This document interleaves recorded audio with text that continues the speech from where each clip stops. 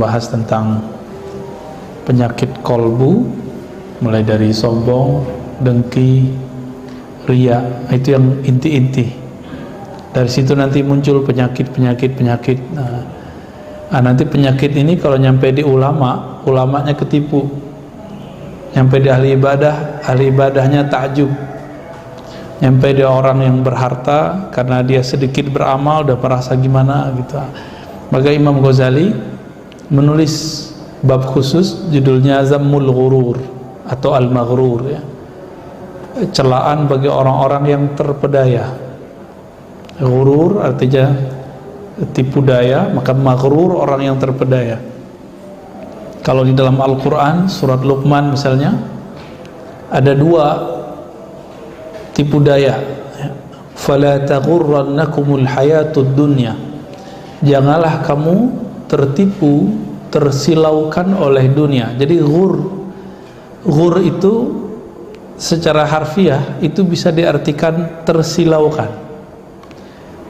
Maka Nabi menyebutkan di akhirat nanti beliau bisa mengenal umatnya karena ghurran muhajjalin, karena ada pancaran yang menyilaukan dari bekas wudhu. Maka al-ghurur orang-orang yang tersilaukan, al-maghrur orang-orang tersilaukan oleh dunia. Saya nggak tahu bahasa anak mudanya, nggak tahu apa sekarang, tapi bahasa bakunya kira-kira begitu, ya. Sepertinya sudah jarang dipakai, ya, tersilaukan jarang, ya, kayak lagu-lagu lama, ya. Fala taghurrannakumul hayatud dunya dalam surah Luqman, ya, ayat 22 apa 23 itu. 30-an, ya. Janganlah engkau terpedaya oleh kehidupan dunia. Wala yaghurrannakum billahil ghurur. Lalu di ujung ayat ada kalimat yang penuh misteri. Janganlah kamu tertipu billah, dengan Allah, al-gharur, dengan tipuan. Janganlah tipuan itu memperdayakan kamu karena Allah, dengan Allah. Ini maksudnya agak rumit, ya.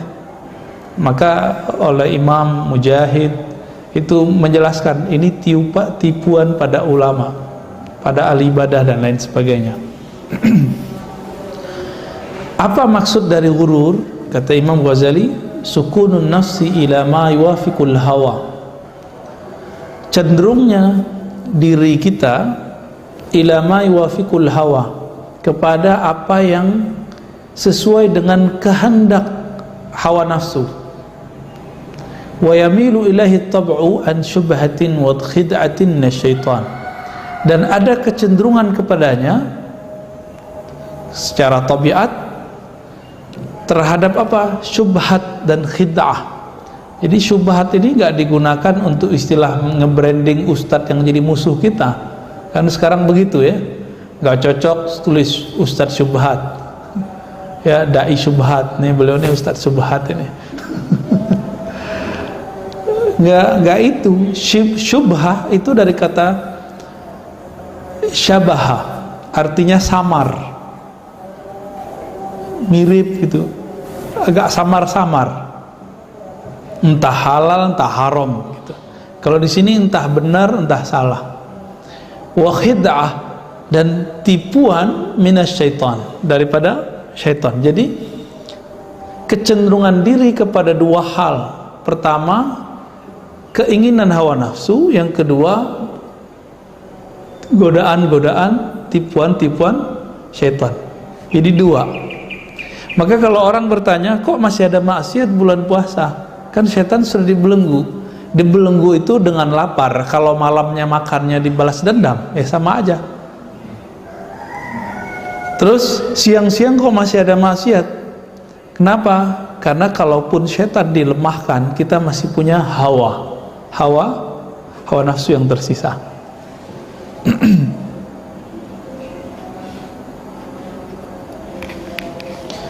Dan Allah Subhanahu wa ta'ala selalu mengatakan, ma indakum yanfad wa ma indallahi baq. Apa yang di sisi kamu itu akan binasa, yang di sisi Allah pasti kekal. Maka kita harus memilih menjadi hamba yang di sisi Allah. Salah satunya Allah menyebut para syuhada, wala taqulu liman yuqtalu fi sabilillahi amwat.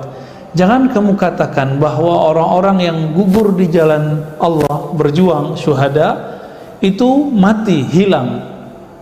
Bal ahya'un inda rabbihim, ada kata indahnya, tapi mereka hidup indah di sisi Allah. Kalau di sisi Allah berarti baqin, mereka kekal, dikekalkan oleh Allah Subhanahu wa ta'ala. Wa ma 'indallahi khair, dan apa yang di sisi Allah itu lebih baik, ya.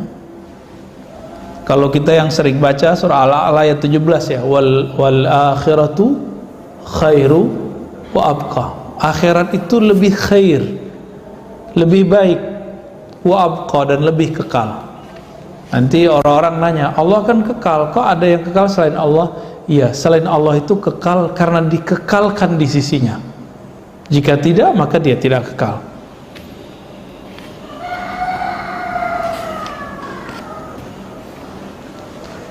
Imam Al-Ghazali, karena beliau pernah mengalami lama bab terpedaya ini, maka beliau bisa cerita, dan ceritanya detail. Di dalam Ihya Ulumuddin jilid 3 bab Kitabul Muhlikat, itu bagian belakangnya. Bahkan beliau nulis kitab sendiri, ya, Al-Maghrurun, ya, yang kemudian dikembangkan oleh Imam Sya'rani jadi Tanbihul Mughtarrin. Artinya sama, peringatan terhadap orang-orang yang terpedaya. Siapa saja yang terpedaya pertama kali, ternyata ini mengagetkan. Yang bisa terpedaya di jalan Allah ini ketika hidup di dunia ini adalah ulama. Ulama secara harfiah. Apa arti ulama secara harfiah? Orang yang berilmu, intelektual, baik intelektual dalam keagamaan, apalagi dalam hal yang bukan berkaitan dengan keagamaan. Kalau zaman corona gini, bisa jadi prokes-prokes yang dibuat sekarang itu bagian dari tipu daya, Pak. Anak-anak sekarang boleh nggak ke masjid umur di bawah 15 tahun? Dilarang loh di banyak masjid. Di sini dilarang juga. Maaf ya Pak Dokter ya. Ini kita punya paradigma beda nih. Kalau kita mati 5 tahun lagi, 10 tahun lagi, siapa yang isi masjid kita? Anak-anak kita larang ke masjid, terus mereka main gadget di rumah. Betul, secara fisik sehat, secara batin sehat nggak dia? Dan ahli-ahli kedokteran udah sepakat bahwa anak kecil itu justru nggak rentan kena corona, malah aman kebanyakan. Paling semalam udah sembuh gitu. Imunitas mereka kuat. Oh, nanti di rumahnya ada orang yang ini. Itu bisa diatasi sebenarnya, ya. Anak-anak tuh cepet. Tinggal dimandiin aja beres, Pak. Air hangat. Ya itu canda aja saya. Maksudnya gini. Ini betul-betul fitnatud dajjal itu sudah muncul. Kekacauan dajjal itu. Apa dajjal? Yang benar salah, salah benar. Sekarang orang dengerin cuma dokter, nggak mau dengerin ulama. Saya pernah beberapa kali ke tempat yang kalau kita masuk ke masjid itu tegang, Pak. Mulai dari ketemu satpamnya nggak ada assalamualaikum, udah kita pakai kopiah ya, pakai kopiah, portalnya ditutup. Mau kemana? Gitu Pak nanya. Loh, ada masjid orang pakai kopiah, mau kemana coba? Begitu nanyanya, sok-sok galak. Tapi dia korban kan, karena dia disuruh oleh mungkin pengurus atau apa. Kasihan. Minimal assalamualaikum kek, ya. Kalau enggak ya selamat malam kek. Kalau ngomong assalamualaikum, mau kemana? Orang udah pakai kopiah mau ke gereja, ya kayak gitu. Nanti masuk tegang lagi Pak. Ada ya, kalau ya di depan tadi kan yang ngecek apa, cek suhu badan biasalah, nggak horor-horor banget wajahnya ya. Ntar sebelum sholat pengumuman lagi, pengumumannya panjang, panjangan pengumumannya daripada ceramahnya. ceramah 10 menit bacain prokes. Masya Allah. Salah satunya apa yang bikin saya sedih? Anak-anak di bawah 15 tahun dilarang ke masjid. Ya, terlalu bahaya ini. Kalau umur 12 ke bawah, 11 ke bawah dilarang boleh lah. Tapi kalau umur 13, 14, 15, ini anak-anak SMP ya. Waduh, gawat ini Pak. Ngapain mereka di rumah? Nonton, main gadget, YouTubean, ngegame ini yang paling gawat ini. Mereka udah bisa top up loh Pak. Top up game itu bikin candunya luar biasa. Seorang ibu-ibu nanya ke kita, Ustadz gimana caranya anak saya kalau malam-malam jam 2 kalah game, palanya dibentur-benturin. Nah kita mau jawab gimana Pak? Kalau kita mau bilang salah kamu, kan gak mungkin juga. Dia mau cari solusi sama kita. Nah, kita tenang-tenangin aja. Dan itu jadi problem. Hari ini problem besar ini. Ini ketipu juga nih Pak. Ilmu kedokterannya membuat kita jauh, anak-anak kita jauh dari masjid. Oh ini prokes Ustadz, kaku amat sih. Ustadz gak kaku-kaku amat ya. Nah inilah apa ketipu daya. Nah, sekarang kita masuk ke yang Imam Ghazali alami. Firqatun ya. Pertama kelompok ahli-ahli intelektual dari kalangan ahli agama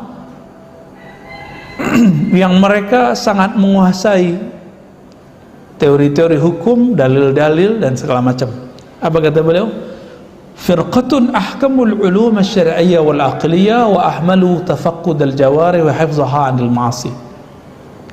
Kaum intelektual yang keblinger, kalau kita terjemahin, yang sibuk ngurusin apa dalil-dalil akliyah, filosofis, lalu dia membiarkan dirinya terpapar oleh maksiat.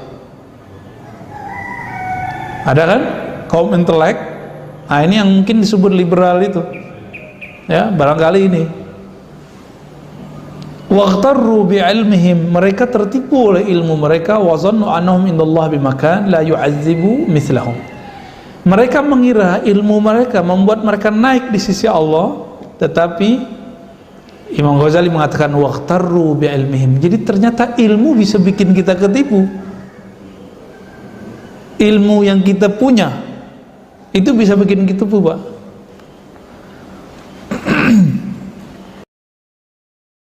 Ini orang-orang ini ilmu intelektualnya bagus, tapi tidak membuat dia menjaga dirinya dari maasi, ya, maksiat. Akhirnya ya seakan-akan mencari celah menghalalkan yang haram.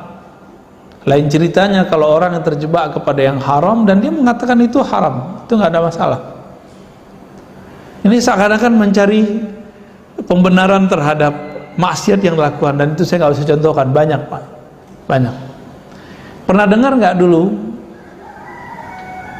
kaum intelektual yang menyebut dirinya intelektual Muslim lalu mencarikan dalil bolehnya homoseksual? Dalilnya apa? Al-Quran juga Pak. Zuyyina linnasi hubbus syahawati minan nisa. Diberi hiasan kepada manusia untuk ada rasa cinta cenderung kepada perempuan. Ini dalil lesbi gitu. Kenapa? Manusia suka perempuan. Manusia kan ada laki ada perempuan. Maka kalau laki suka perempuan biasa, kalau perempuan suka perempuan. Nah ini dalilnya. Siapa yang ngomong?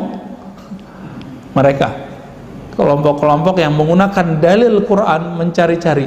Kalau punya masalah kelainan atau penyimpangan seksual, ya bilang aja saya punya keanehan nih gitu. Gimana cara ngobatinnya? Jangan cari-cari pembenaran, ya. Orang kalau terjebak perilaku yang amoral, yang penting dia tidak menghalalkan yang dia lakukan, itu Allah ampuni Pak. Ini udah salah nyari pembenaran, apalagi jeruk makan jeruk Pak, hombrek. Ini berbahaya ini. Udah salah masih nuduh kita munafik.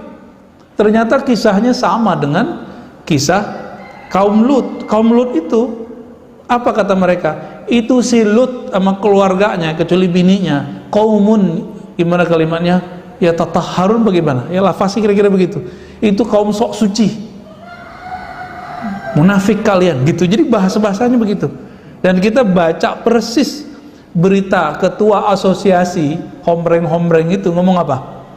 Kalian yang tidak menerima keberadaan kami munafik, itu ngomongnya di berita dulu, detik.com, saya masih ingat. Akhirnya flashback, oh ternyata itu berulang aja. Memang sejarah itu berulang terus, Pak, berulang terus ya. Lain sama kemayu, Pak, ya. Ada anak-anak kemayu tapi dia normal sebenarnya ya, agak lemah gemulai aja. Ini kekar-kekar, makanya jangan heran di fitness, tempat-tempat fitness lo kok banyak yang begitu, kita heran juga. Bener ya? Jadi mereka mengira kalau yang sosok maskulinnya tinggi, badannya keren, nanti disukai oleh yang laki-laki, tapi yang lemah gemulai itu, nauzubillah ya. Kalau menyadari ini salah, bilang aja salah. Siapa tahu Allah mengampuni. Gak usah cari pembenaran di Quran, gak usah salahkan orang lain yang mengkritisi dia sebagai orang munafik ya.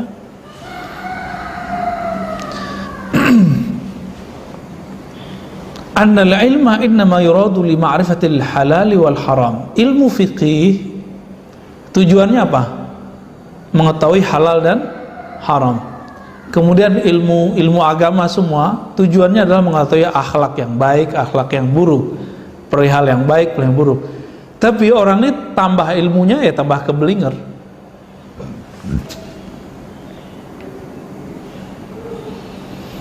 Nah ini kemudian kalau kita lihat, ada nggak di kalangan umat terdahulu yang seperti ini? Ada. Imam Ghazali mencontohkannya dengan surat Al-Jumu'ah ayat 5. Masalul ladzina hummilut Taurah, ya, perumpamaan orang yang memikul ilmu tentang Taurat, summa lam yahmiluha, tapi tidak diamalkannya, kamatsalil himar yahmilu asfara, seperti himar, keledai ya, yang memikul asfar. Asfar itu warakat, karatis, lembaran-lembaran yang berisikan lembaran Taurat ya. Apa kata Imam Ghazali? Fa ayyu khizyin a'zamu min at-tamtsil bil himar. Perumpamaan manakah yang lebih parah daripada orang disebut sama dengan himar ya.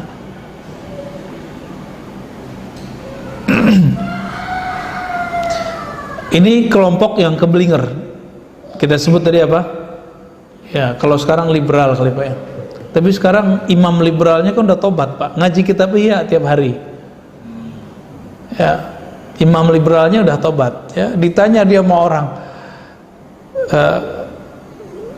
Gus, dulu kok ente liberal gitu, kira-kira gitu. Jawaban dia apa?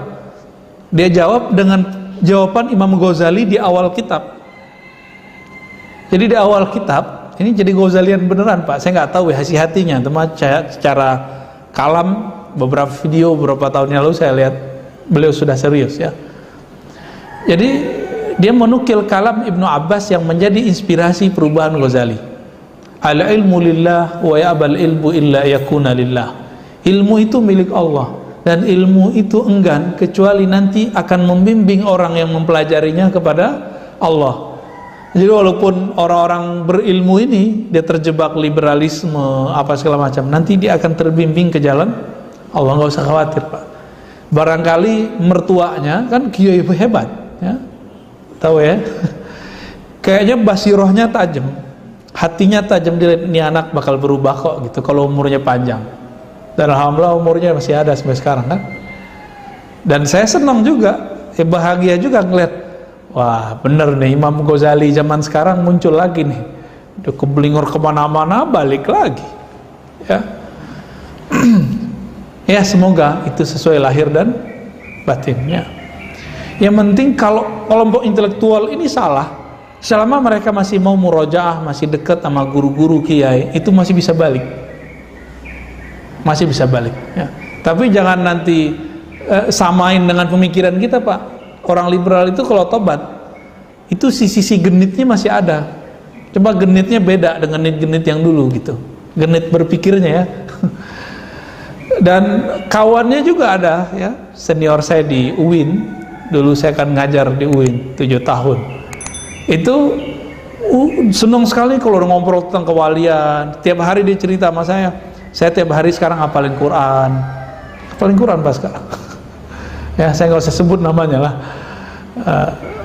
Artinya ada tren perubahan ya, tren perubahan. Kenapa? Karena mereka berilmu, ilmunya membimbing kepada yang punya ilmu secara hakiki. Siapa? Allah. Yang bahaya kita ini yang ilmunya kurang ini. Kalau udah tersesat, takutnya tambah-tambah sesat gitu. Ada firqatun ukhra, ada kelompok yang lain, dia sudah mengamalkan ilmunya secara zahir, tapi belum menerapkan ilmu itu secara batin. Maka orang ini ketatnya bukan main. Ya jangan-jangan kalau masuk ke masjidnya dia dicuci, Pak. Nah, itu kelompok yang ketat ini nih.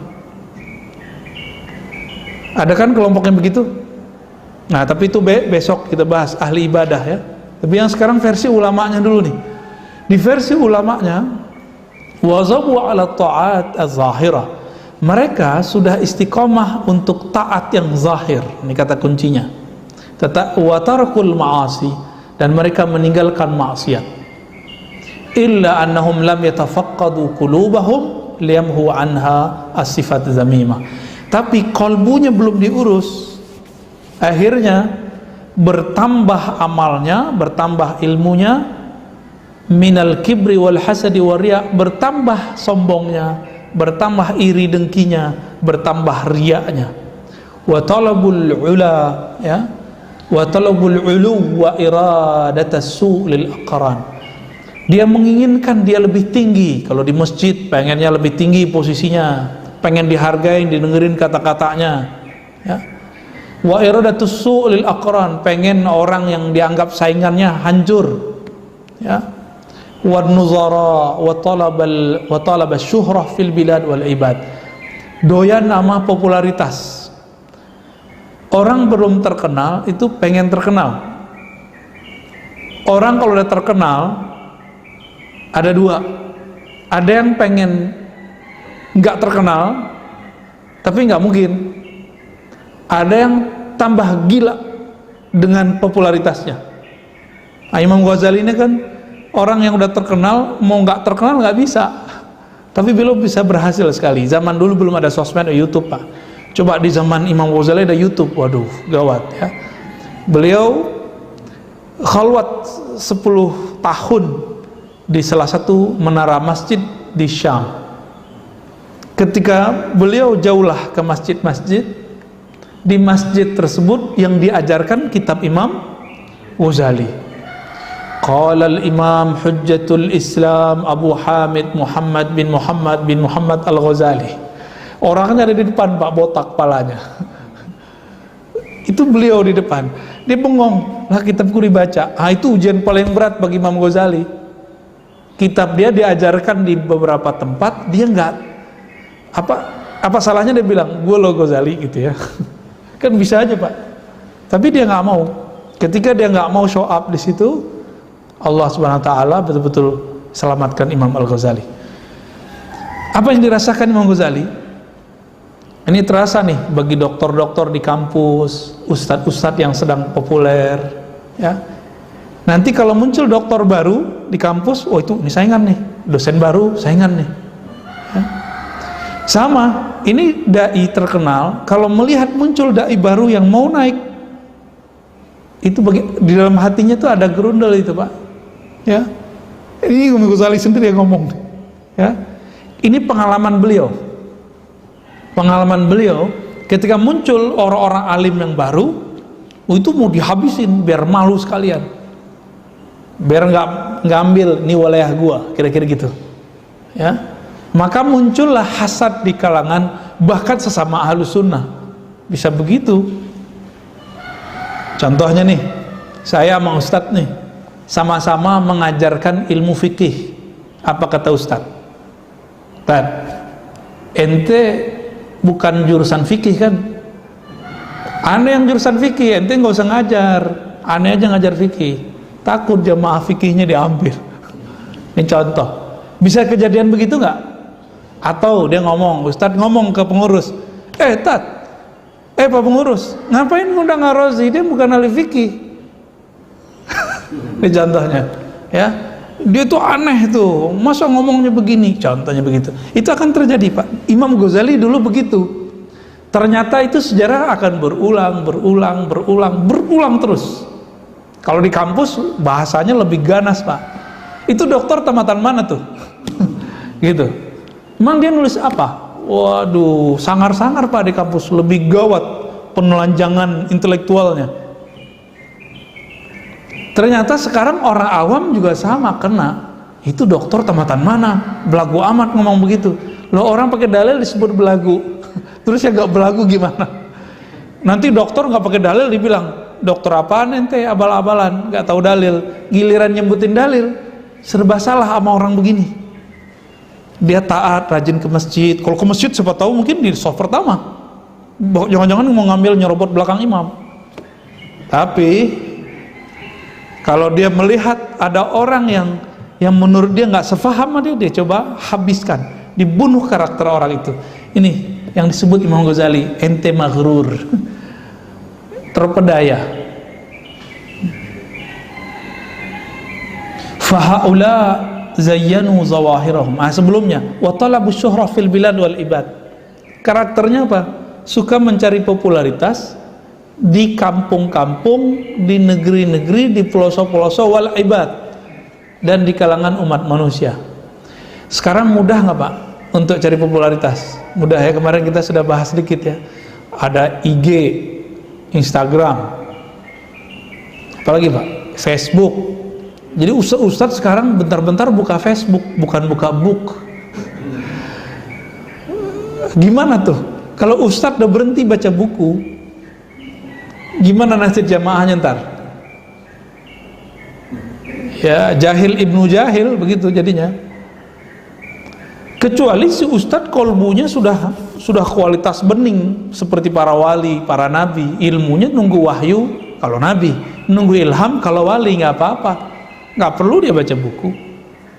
Tapi saya punya guru yang ahli ilham, itu kalau dia dapat ilham tetap dia tulis, Pak. Dia tulis, nanti kalau mengajar dia murojaah. Atau kadang-kadang pura-pura merevisi, menanya, konfirmasi sama kita, ini bener gak nih bro? Tat, ini bener, padahal dia udah tahu ini bener atau enggak ya. Ada, ahli ilham sampai sekarang masih ada. Karena Nabi mengatakan setiap umat itu ada orang yang muhaddatsin, orang yang Allah berbicara ke kalbunya. Wa in kana min ummati lakana Umar. Jika ada di kalangan umatku pasti itu Umar salah satunya.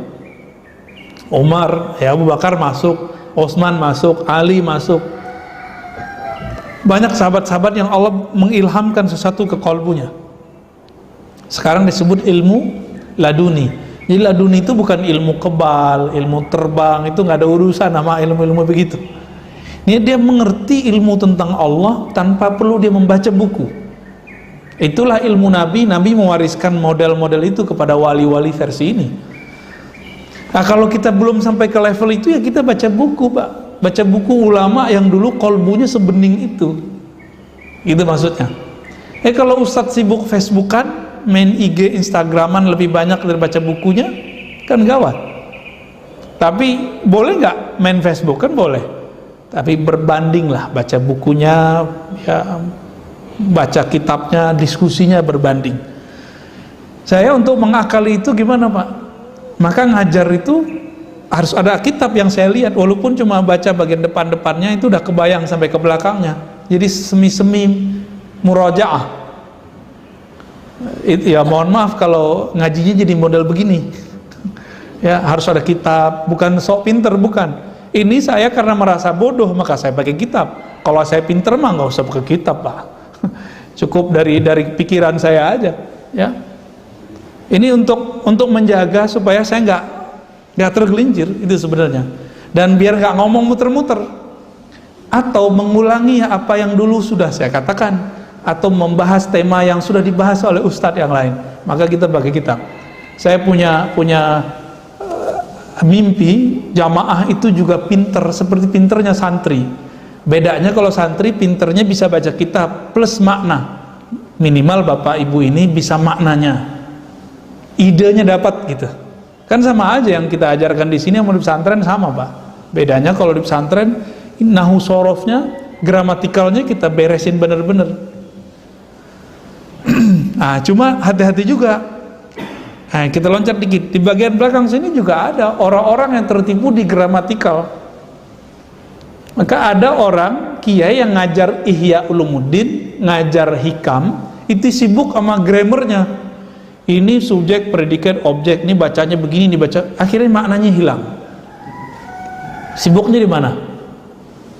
Sibuknya di grammar. Grammar bahasa Arab kan paling unik. Emang enak Pak bagi ahli gramatikal bahasa Arab. Bisa menjelaskan ini kok dibaca u, marfu, baca a, mansub dan segala macamnya itu menarik sekali. Tapi itu kan mainan alat. Gramatikal itu bukan ilmu maksud, bukan ilmu yang jadi objek tujuan. Dia cuma perangkat untuk memahami dan sampai ke tujuan. Termasuk ilmu hadis. Kalau yang lagi asik ilmu hadis tuh. Ya, kalau ini pengalaman saya pribadi. Imam Ghazali kan beliau mengatakan dirinya tidak ahli hadis, tapi menurut saya beliau pakar hadis juga.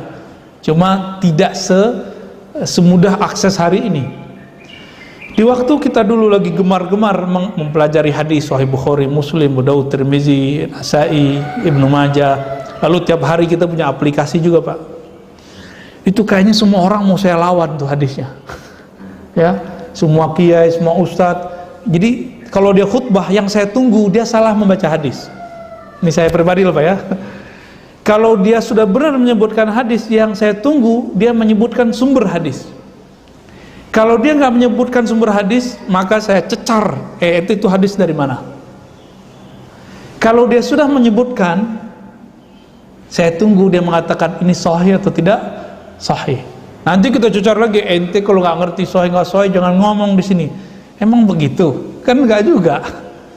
Ternyata ilmu hadis, ilmu takhrij namanya, ilmu menguasai ini sahih tidak sahih, itu cuma perangkat untuk memilih mana hadis yang layak dipakai, mana yang tidak. Bukan untuk berdebat ini sahih nggak sahih segala macam. Ini sebagai contoh. Di sini kan imamnya mazhab Syafi'i, ya, pakai kunut. Penelitian Syekh Albani baru nih, Imam Salafi, bahwa kunut itu hadisnya dhaif. Syekh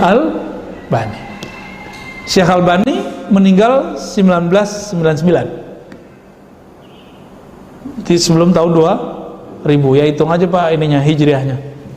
Imam Syafi'i Muhammad bin Idris lahir tahun 150 Hijriah, wafat tahun 204. Beliau meneliti hadis kunut, versi beliau ini sahih. Imam Salaf bilang sahih, tapi imam sekarang bilang tidak sahih. Bapak ikut yang mana? Ya yang salaf aja. Oh Ustadz bukan begitu. Kan di antara imam yang 4 cuma Imam Syafi'i yang bilang sahih, selebihnya nggak berkunut. Loh siapa bilang? Imam Abu Hanifah berkunut tapi sebelum ruku. Dan yang kedua, giliran mau mendoif-doifkan aja ente pakai imam mazhab. Katanya nggak boleh bermazhab. Ya, kita balik-balikin aja Pak. Dia sibuk, akhirnya sholat terganggu. Setiap kali subuh tuh kayaknya gak nyaman. Orang udah angkat tangan, dia pengen nunjukin, nih gua pengamal hadis sahih. Gak angkat tangan kalau kunut. Lah justru itu gak sahih. Yang sahih itu imam kalau doa kita ikut doa, tapi gak mesti angkat tangan sebenarnya Pak. Yang penting mengaminkan. Doa kunut bagus gak sih isinya? Yang ternyata Imam Syafi'i ya, menjelaskan yang dihapus tidak boleh kunut itu adalah kunut nazilah menyebutkan nama dan kelompok. Di luar itu hadis kunut itu bisa dipakai, bahkan sangat dianjurkan. Saking dianjurkannya kalau ketinggalan dianjurkan kunut sujud sahwi. Jadi kalau kita ketinggalan kunut dianjurkan, nggak wajib loh Pak ya. Ada juga yang sibuk di ilmu makharijul huruf, tajwid. Repot ini. Kita baca salah. Salah lagi. Mulut kita dipretelin semua. Kecuali emang kita lagi daurah, nggak apa-apa Pak. Saya teman kita ada salah satu ustadz murid Syekh Ahmad Suwaid, dia sudah bisa menempatkan dirinya di situ. Jadi nggak mesti sama, tapi kalau pengen ketatnya begini Ustaz. Ya. Tapi kalau yang begitu ya sahlah gitu. Banyak juga yang begitu, tapi banyak juga yang enggak. Maka ilmu ini kalau tidak dipahami sebagai perangkat, dipahami sebagai tujuan, mengganggu. Orang akan asik di tengah jalan. Contohnya, yang kalau saya sering terganggunya di sini. Siratal ladzina an'amta 'alaihim. Berhenti di situ itu bikin saya terganggu terus. Karena dalam qiraah Imam Asim riwayat Hafs itu digabung Pak, lanjut. Siratal ladzina an'amta 'alaihim ghairil maghdub. Lanjut. Tapi kan imam lain ada yang memisahkannya, ya diwaqafkan ada. Nah, kalau versi riwayat ini kan begitu. Indonesia kan rata-rata pakai qiraah Asim riwayat Hafs. Nah, itu yang sering bikin terganggu saya. Tapi nggak masalah juga. Emang dia mungkin dapatnya begitu, ya. Maka orang-orang yang berilmu ilmu perangkat-perangkat ini, jika tidak memahami substansi ilmunya dengan baik, bahwa ilmunya tujuannya untuk ini loh, maka dia akan sibuk jadi juri di belakang imam. Nah, ini hati-hati Pak. Jadi di sini belajar tajwid niatnya tulus karena Allah. Kadang-kadang kita diuji. Seperti saya tadi, jadi juri kalau ada khotib, ada ustadz ceramah, nungguin apa? Nungguin dia baca hadis. Ntar kita cecar hadis riwayat siapa. Dan itu memang dulu seperti itu ya. Dan Allah kemudian alhamdulillah membimbing saya supaya tidak sibuk di sana. Kira-kira 3 tahun lah. Mulai dari 2007, 2008, 2009 itu lagi parah-parahnya itu Pak. 2010 sudah mulai ya, sudah mulai berkurang. Mulai kita memahami isinya.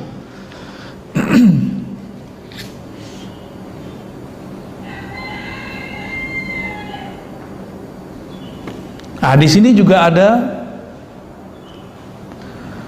orang yang sibuk dengan ilmu-ilmu sosial tapi melupakan ilmu ritual. Betul, kalau kita mengabdi dalam bab sosial itu ibadah nggak? Tapi ibadah ritual ada nggak? Ada juga, dan nggak boleh diadu-adu ya. Maka orang-orang begini, kalau kita ngomong Pak, saya misalnya membahas nih satu kitab, apa kata mereka? Teman-teman saya membahas kitab A, B, C, D, tajwid segala macam, ilmu hadis, ilmu tasawuf, perdebatan salafi, sufi, asy'ari, salafi. Itu kata mereka apa? Hari gini masih bahas gituan. Tuh. Itu muncul, ternyata Imam Ghazali menemukan mereka ngomong begitu di zamannya. Ya.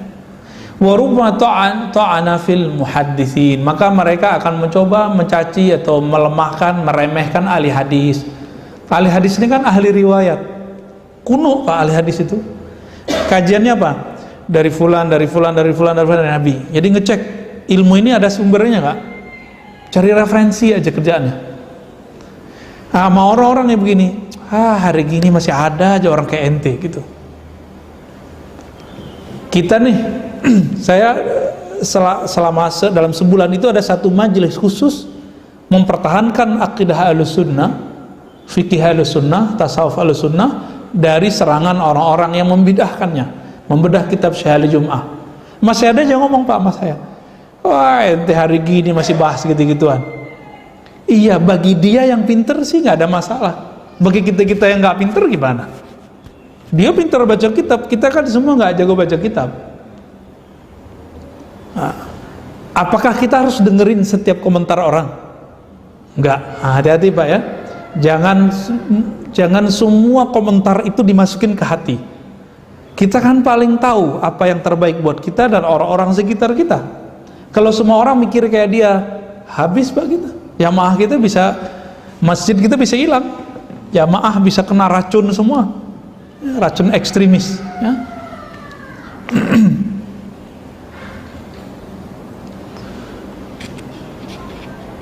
Wah, ini masih banyak. Ada juga yang sibuk belajar ilmu ceramah.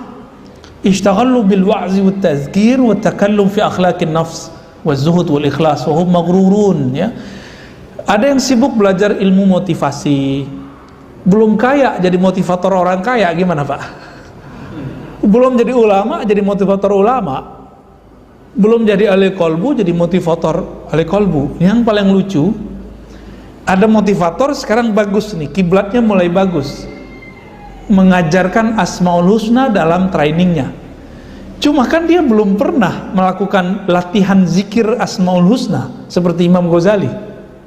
Akhirnya garing kalau ngomong Asmaul Husna tuh, nama yang indah tuh jadi nggak indah di mulut dia, jadi lucu gitu. Nah, ada yang begitu. Kenapa? Karena orang akan berbicara sejauh apa perbendaharaan dalam dirinya. Dia belum pernah nabung Asmaul Husna dalam kolbunya, terus dia mau ngomong Asmaul Husna.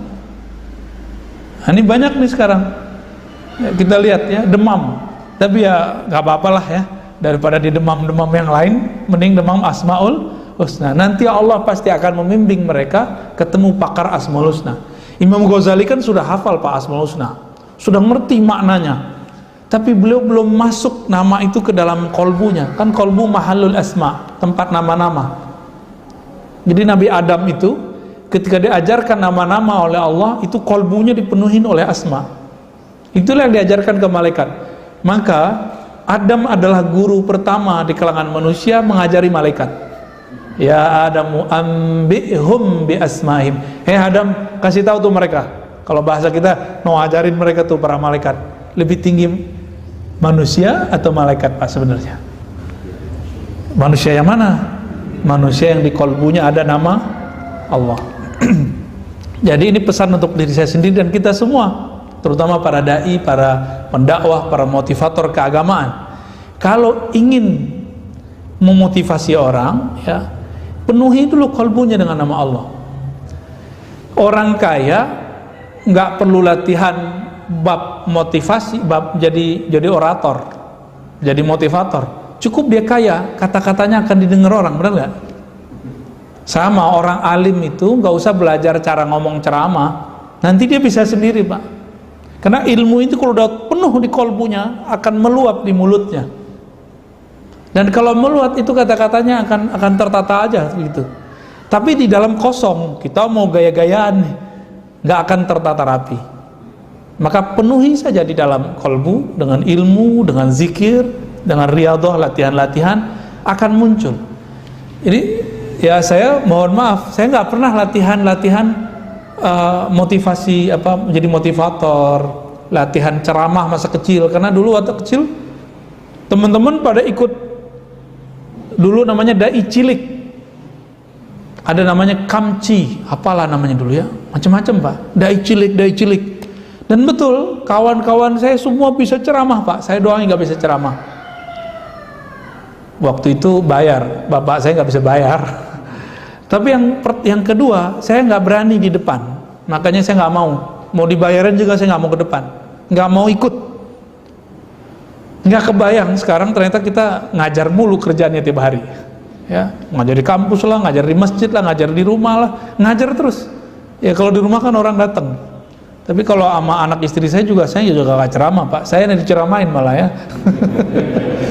Ustadz diceramain sama ya anak istri lah. Kadang-kadang anak kita yang ceramain kita, ngeliat kita ngajar, dia ulang lagi sama kita. Ya akhirnya saya malu-malu sendiri kepada Allah, ya Allah, begini saya kalau nyeramain orang ya. Maka ketika belajar kitab, anggap aja ini bukan ceramah, ini ngajar kitab. Ya, lebih indah lah ya, ngeles juga Pak.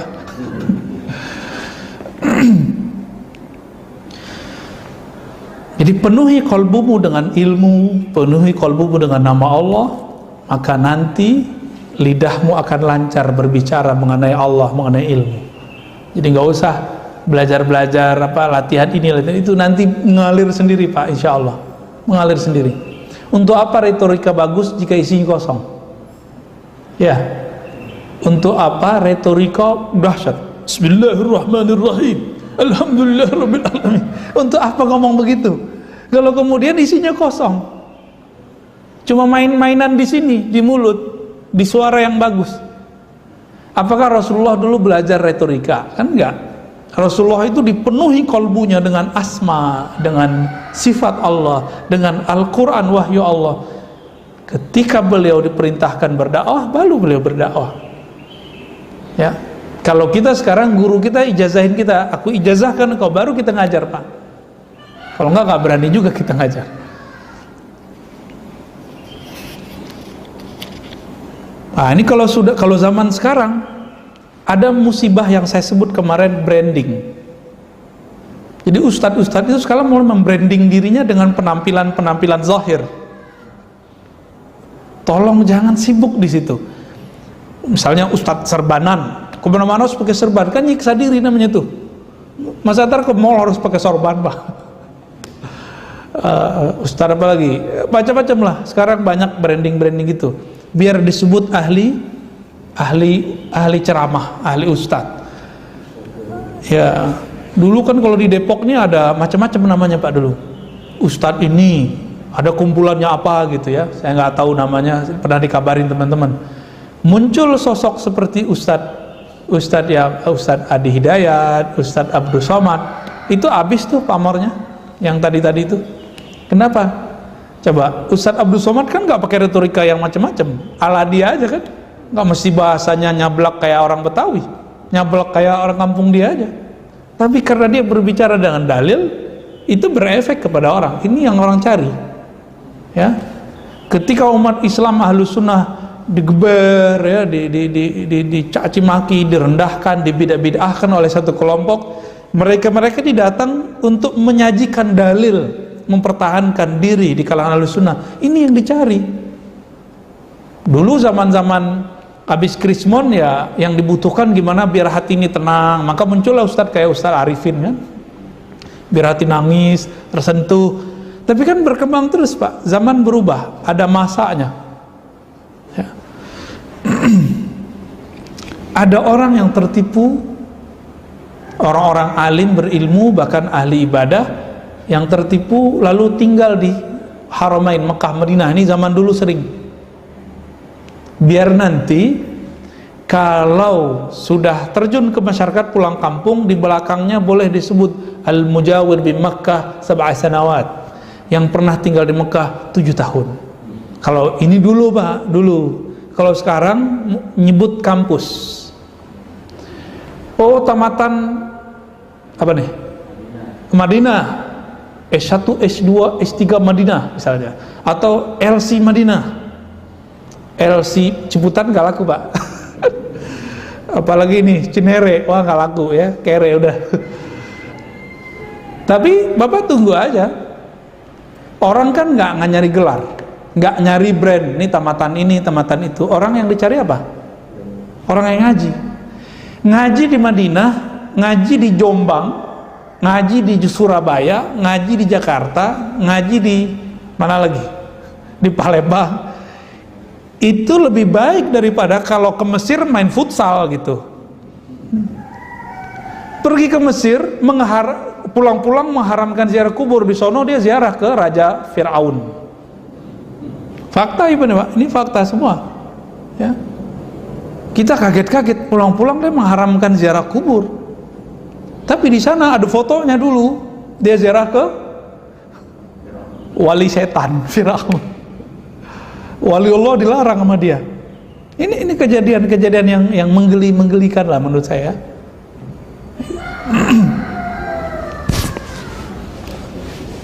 Banyak kiai-kiai nggak bergelar Pak di Jawa, tapi ilmunya ngelewatin kita yang bergelar. Bener nggak? Kenapa? Mereka ngaji. Jadi ilmu itu di mana aja yang penting ngaji. Ada gurunya, ada muridnya, ada kitabnya, ada mulazamahnya, ada konsekuensi dalam waktu, disiplin.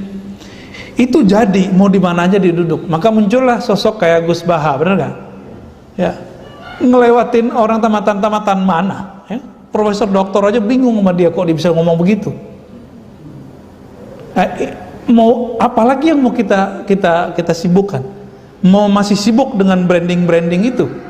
Udah, kita nggak sibuk lagi dengan branding itu Pak.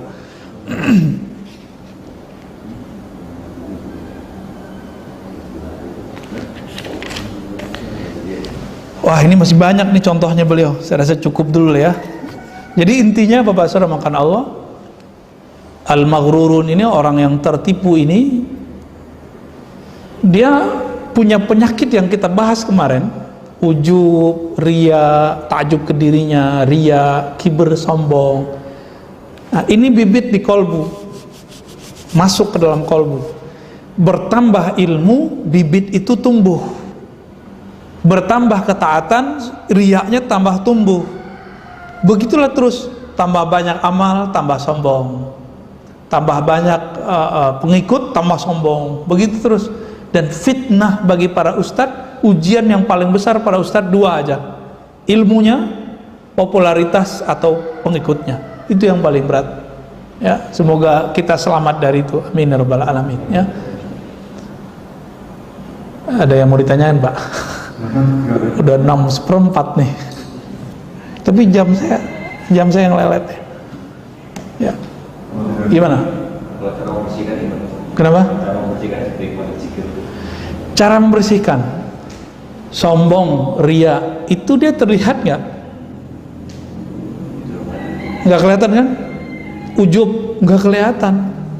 Karena nggak kelihatan, dia nggak cukup dengan istighfar lisan. Dia perlu istighfar batin. Ya.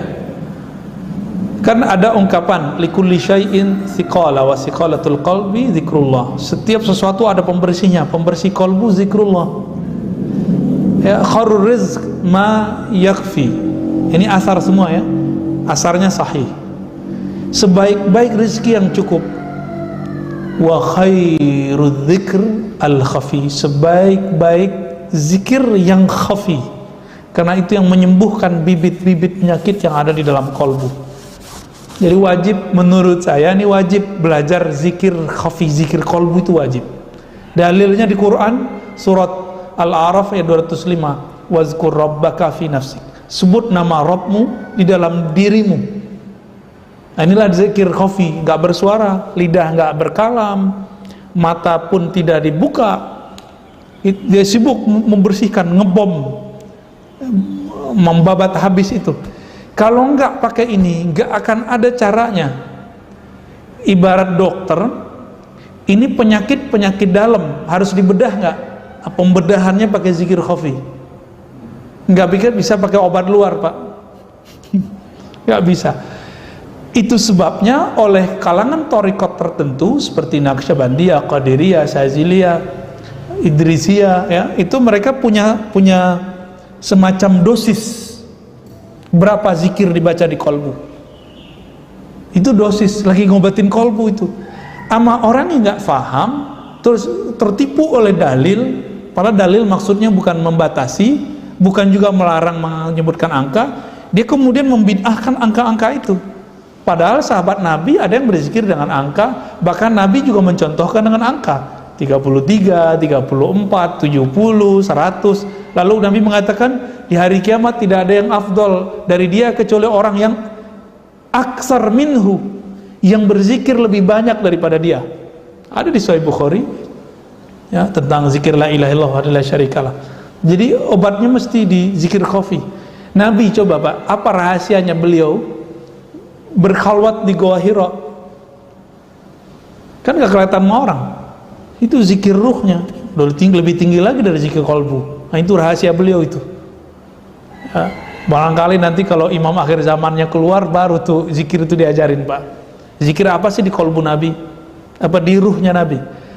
Yang kita dapat sekarang itu zikir kolbu aja, nyebut nama Allah, Asmaul Husna. Cuma itu Pak obatnya, nggak ada lagi. Nggak ada lagi. Saya sudah mencari kemana-mana, kesimpulan saya begitu. Yang ngaji kitab enggak, ngaji kitab ini pengalaman saya ngaji kitab. Kalau kolbu saya belum dibenerin, setiap kali ngaji kitab saya menganggap kitab ini jadi bahan untuk debat nih. Yo, ini bisa untuk ngalahin kelompok fulan nih. Ini bisa untuk ngalahin kelompok ini nih, gitu Pak. Kalau kolbunya belum dibenerin, tanya aja, dulu pernah jadi mahasiswa kan, sebagian besar kan pernah jadi mahasiswa. Kalau ketemu referensi yang bagus, terbersit nggak di hati? Wah, besok gue presentasi bisa bikin orang terpukau nih. Itu baru presentasi biasa Pak. Gimana kalau persoalan agama? lebih gawat lagi. Makanya Imam Juwaini bilang, Al-Ghazali bahrun mughriq. Imam Ghazali itu kayak lautan ilmunya dan menenggelamkan siapa aja. Dan Imam Ghazali senang dengan pujian ini sebelum beliau tobat. Beliau nggak maksiat, Imam Ghazali itu nggak maksiat.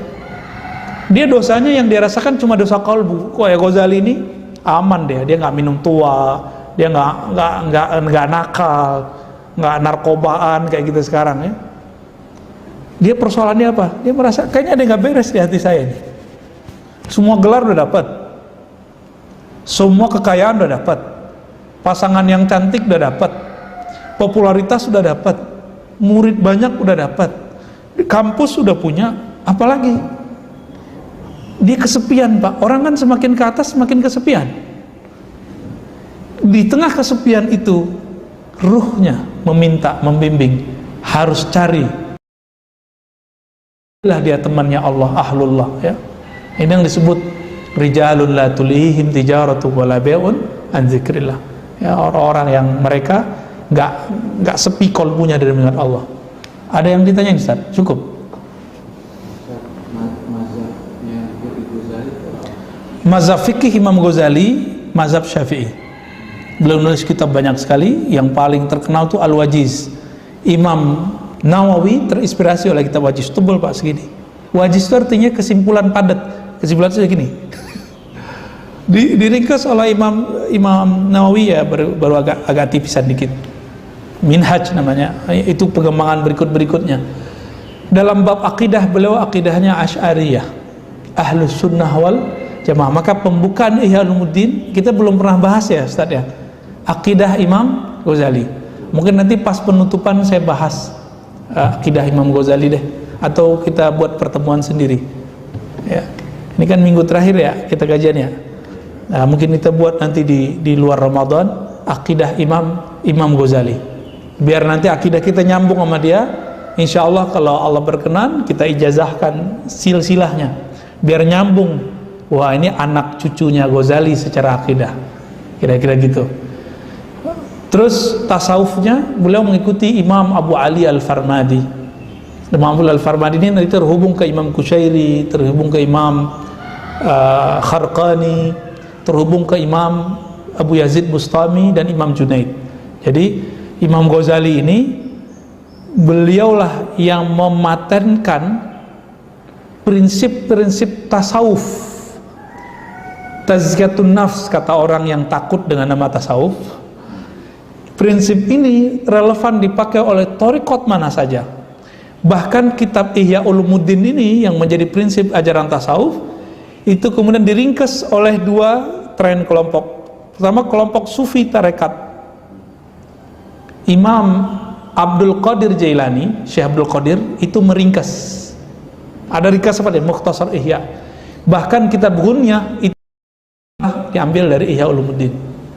Terus ada tren orang tidak bertorikot secara resmi, tapi dia ada torikotnya, memang nggak disebut. Itu jalur Al-Maqdisi, Ibnu Qudamah Al-Maqdisi. Nanti turunnya ke siapa? Kawannya juga Ibnul Jauzi. Ini mereka tidak bertorikot secara resmi. Mereka menulis Mukhtasar Ihya Ulumuddin, namanya Minhajul Qasidin. Minhajul Qasidin karya Ibnul Jauzi itu diringkas lagi oleh Ibnu Qudamah dan menjadi buku tazkiyatun nafsnya Salafi sekarang, judulnya Mukhtasar Minhajul Qasidin. Coba kalau kita sebutin gini, bisa-bisa besok nggak ngaji kitab itu lagi dia.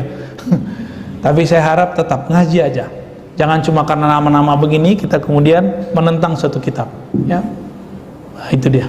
Kita temukan ada kelompok yang kebetulan cocok dengan sang guru dan sangat dengan guru tersebut akhirnya. Cuma kebetulan kadang-kadang dalam urusan ibadah bahkan muamalah kan guru ini agak berbeda dengan mayoritas yang lain, tapi dia berlanjut sama ini torikot enggak urusan aliran urusan biasa, urusan di luar torikot. Oke. Urusan apa ibadah biasa, kemudian muamalah gitu. Jadi rasanya jadinya di luar mainstream gitu, akhirnya gitu. Nah, ini apa